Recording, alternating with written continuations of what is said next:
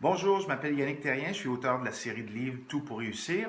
Et aujourd'hui, j'ai envie de m'entretenir avec vous, spécialement les gens qui considéreraient mettre sur papier et se faire publier euh, une histoire, un roman ou une expérience de vie, des expéditions, des anecdotes, des poèmes, peu importe quel est votre champ d'intérêt.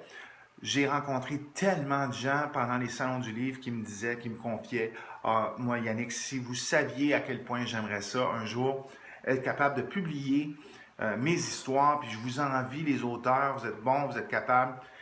Écoutez, parlons concrètement, là, un livre, dépendant des livres, mais en moyenne, là, je dirais que une bonne quantité de pages, pour se donner une idée, là, parce que moi j'aime les choses concrètes, on parle d'à peu près 200, 250 pages, 40 43 000 mots, 44 000 mots.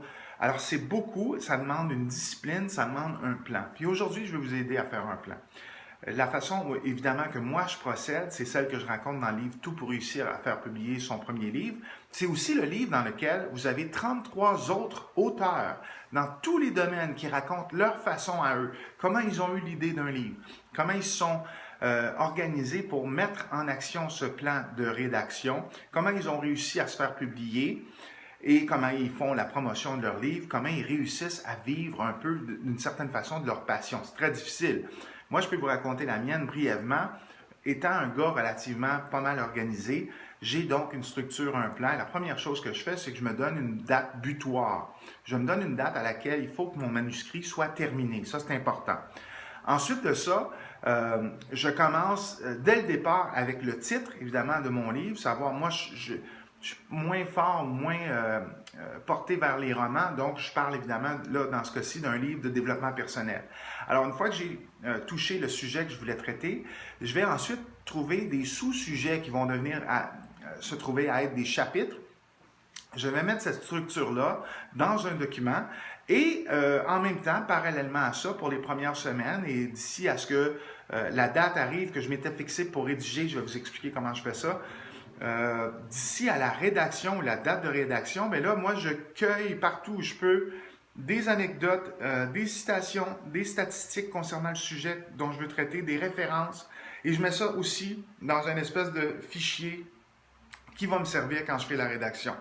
Et je prends toutes ces informations-là, j'ai ma structure, mes chapitres sont faits, et là, bien, je me mets, quand arrive la date où j'avais prévu d'écrire, 1 à 2 semaines strictement d'écriture. Il y a deux styles, deux façons de penser, si vous voulez. Il y a des gens qui aiment bien, je me suis fait confier par des auteurs, qu'il y en a qui écrivaient 500 mots à tous les jours pendant 1 an, exemple.